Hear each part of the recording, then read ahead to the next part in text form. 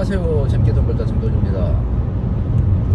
제 유튜브 채널에서 여러가지 컨텐츠들 중에 요즘에 인형 뽑기 창업에 대한 콘텐츠가 좀 인기가 있더라고요. 그래서 조금 그거에 대해서 한번 이야기를 해볼까 합니다. 제가 지금 주로 다니는 길로 가는 게 아니라 오늘 저기 지방에 낙찰받은 상가 명도를 하기 위해서 가고 있기 때문에 말이 좀 서투를 수 있다 정도는 이해를 해주시기 바랍니다. 자, 인형 뽑기 창업 2025년 지금 2월이죠. 2월 요즘 어떤가요? 제가 작년에 떠들었던 대로 요즘에 번화가에서 가장 인기 있는 거는 인형 뽑기 아닌가 라는 생각을 합니다. 그죠? 맞는 것 같고 실제로도 그러고 있습니다. 자, 그러면은 이제 인형 뽑기 창업하시려고 하는 분들이 막 이제 뭐 여러가지 뭐 검토를 하실 거예요. 프랜차이즈를 해야 되나 개인을 해야 되나 막 이것저것. 근데 웃긴 게 인형 뽑기는 규격화하기가 너무 힘든 업종입니다. 제가 인형 뽑기를 해보니까 이게 무슨 말이냐, 커피를 예를 들면은 커피는 뭐 글라인더로 갈아서 몇 그램을 갈아서 압축을 해서 고온에다가 몇 도에서 추출하면 에스프레소가 나오고 뭐 그런 게 되죠. 그런데 인형 뽑기는 그게 어렵다는 말이죠. 편의점만 해도 그냥 뭐 계산 원가 다 있으니까는 발주하고 카드 찍고 뭐 계산하면 돼요. 진열하고. 그러니까 크게 누구나 교육 받으면 할 수 있다. 아르바이트생한테 시킬 수 있다. 뭐 이런 정도로 볼 수 있을 것 같습니다. 근데 인형 뽑기는 어떠냐? 약간 성격이 다르다. 왜 그러냐? 기계마다도 성격이 조금 달라요. 같은 기계인데도 조금씩 또 달라요. 그리고 조립이 어떻게 됐는지 모르겠지만 좀 달라요. 아무튼. 그리고 인형의 종류가 또 엄청 다양하죠. 그리고 걔가 계속 바뀌어요. 인형의 무게와 크기가 달라고 형태도 달라져요. 그러니까 인형에 따라서 세팅 값을 좀 바꿔줘야 돼요. 인형의 가격도 다르단 말이에요. 그래서 10,000원짜리를 사와서 얘가 3,000원에 나가면은 당장 7,000원 손해인데 그걸 계속 영위할 수 있어요? 절대 안 되죠. 누구한테는 3,000원에 나가야 3,000원에도 나가고 1,000원에도 나가지만 누구한테는 5,000원에도 안 나가고 10,000원에도 안 나갈 수 있는 거예요. 인형 뽑기라는 게 복권같이 그렇잖아요. 행운의 요소가 좀 더 크잖아요. 기술적인 요소보다는. 그러니까 이거를 규격화하기가 쉽지가 않다는 거예요. 그래서 프랜차이즈가 매력이 크게 있지도 않다라는 거죠. 반대로 말하면 걔네들이 도와줄 수 있는 게 없어요. 루트만 알면. 인테리어는 인테리어 업자 쓰면 되는 건데 요즘에. 그렇다고 저는 생각이 듭니다. 프랜차이즈는 독자적인 뭐 인형을 뭐 공급한다 그런 것도 없거든요. 별로 다 살 수 있어요. 저희 화곡동 가면. 그래서 그렇게 보면 되고, 일단 이 업계가, 그리고 되게 폐쇄적이다라고 보시면 됩니다. 폐쇄적이다. 이 정보에 대해서 얻기가 어려워요. 인형 뽑기 창업에 대한 정보를 얻기가 쉽지가 않다. 공개되어져 있지 않다. 라는 거죠. 그렇게 보시면 되고, 인형 뽑기는 유행업종인가 아닌가를 생각해보면 저는 유행업종일 때도 있지만 아닐 때도 있다라는 거예요. 인형 뽑기의 역사를 보면 벌써 한 30년이 넘었습니다. 대왕 카스테라 없잖아요 요즘에. 탕후루 안 먹어요. 인형 뽑기 계속 해왔어요. 단지 그거를 많이 했냐 적게 했냐 뿐이지 누군가는 한다. 그리고 그거는 온라인으로 대체하기가 쉽지가 않다. 네. 스마트폰으로 그 인형 뽑기를 대체하기가 쉽지가 않다. 조이스틱을 돌리는 그 맛이라든가 그런 게 물론 뭐 있었어요. 지금도 있는지 모르겠는데 온라인으로 그걸 하는 데가 있었는데 안 뽑히게 좀 안 뽑혔다? 모르겠어요. 네, 그 일본에서 있었는데 온라인 사업도 있기는 했다. 네, 지금은 모르겠습니다. 근데 아무튼 스마트폰 게임으로 얘를 대체하기는 조금 쉽지 않은 애다.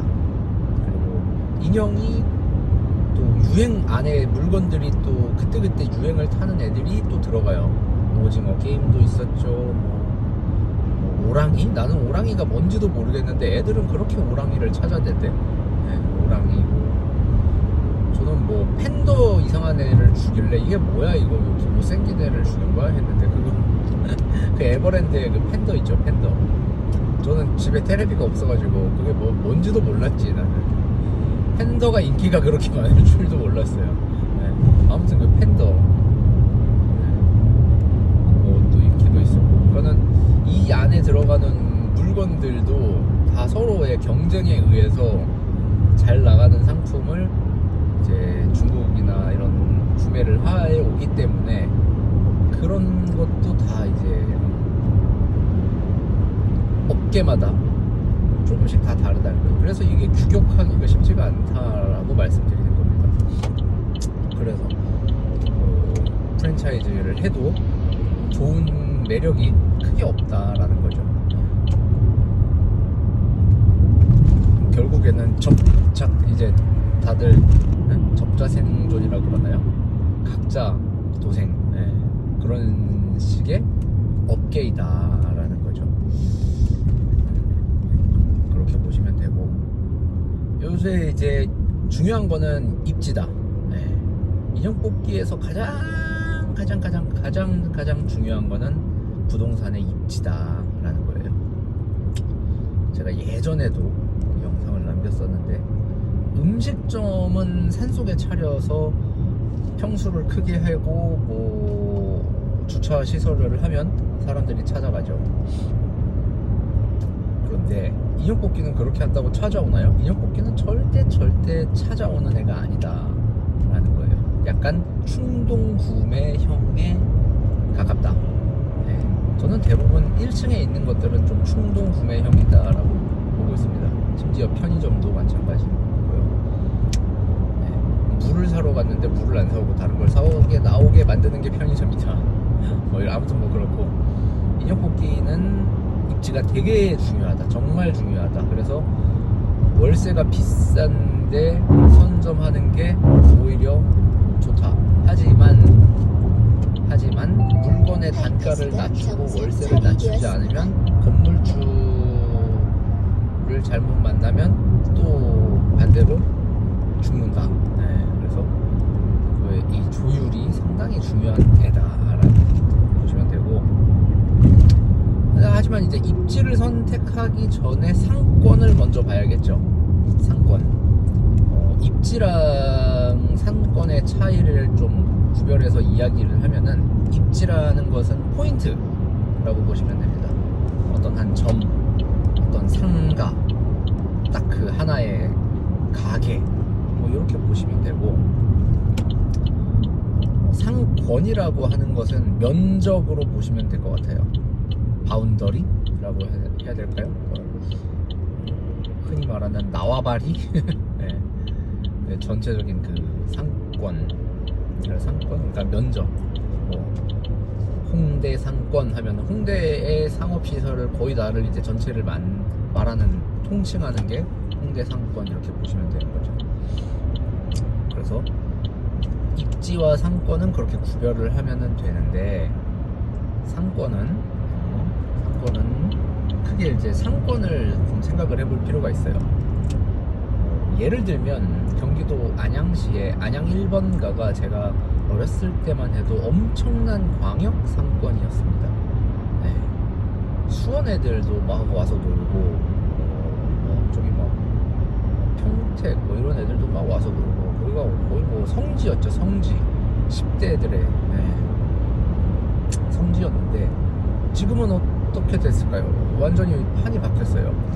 범계역으로 완전히 다 거의 흡수가 됐고 안양역 상권의 공실률이 엄청납니다. 하지만 안양역 상권도 언젠간 살아날 수 있다라고 저는 보고 있어요. 월판선이 들어오고 그 구도심의 재개발이 진행이 되고 있으니까요.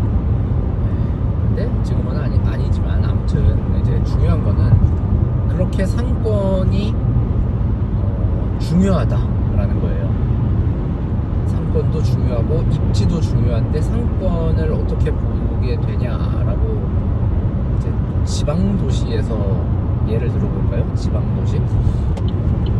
지방도시는 구도심이 있고 택지지구가 있는 경우가 많더라고요. 은근히 각 시 지자체마다 인구가 한 10만 명 이상 되는 그런 도시는 그렇게 좀 구도심과 신도심, 흔히 말하는 택지지구 신도시 그 안에서도 그렇게 있다.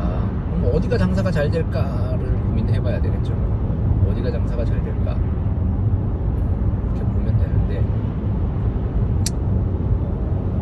물론 이제 그 동네마다 조금씩 성격이 다른데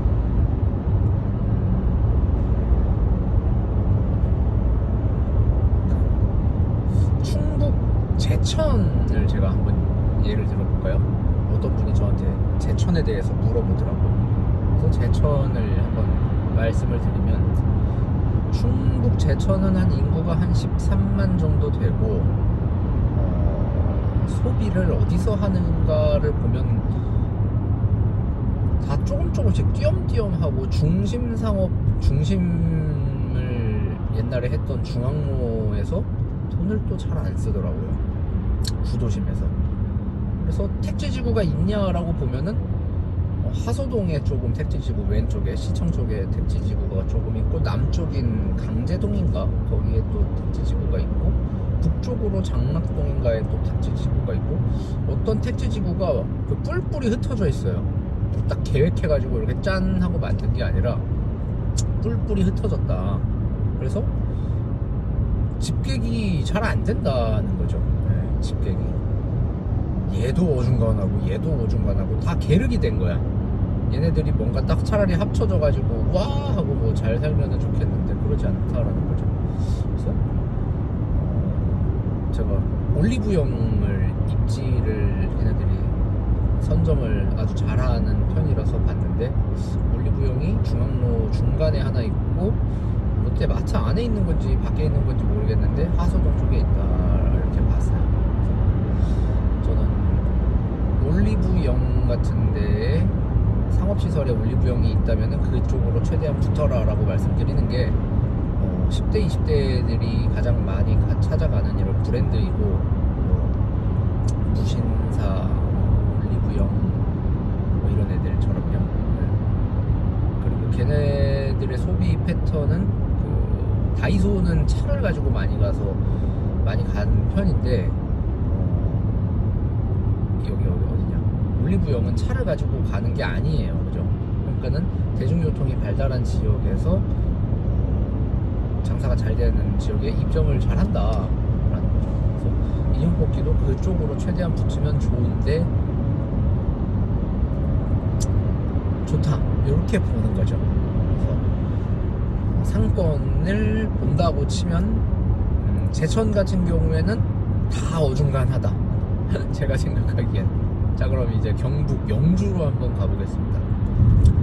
경북 영주는 되게 특이한 게 철도가 있어요. 철도. 얘가 상권의 분리를 너무 시켜버렸어요. 그래서 발전하기가 참 쉽지가 않은 도시다라는 거죠. 중앙선 철도가 KTX 이음이 이제 다니고 있는데, 그래서 구도심이 있고 신도심이 있어요. 신도심은 버스 터미널 쪽에 새로 이제 조금씩 생겼는데, 이렇게 본다고 치면은 구도심이랑 신도심이랑 어디가 집값이 비싸냐를 한번 보세요. 그거 호갱론으로 분위 지도로 보면은 그냥 대본에 알 수 있습니다. 그렇게 보면 구도심의 아파트 값은 진짜 싸고 신도심의 아파트 값은 그 나름 영주 안에서 나름 괜찮아요. 자, 그러면 돈을 쓰는 사람들은 돈이 많은 사람이 돈을 많이 쓰나요? 돈이 없는 사람이 돈을 많이 쓰나요?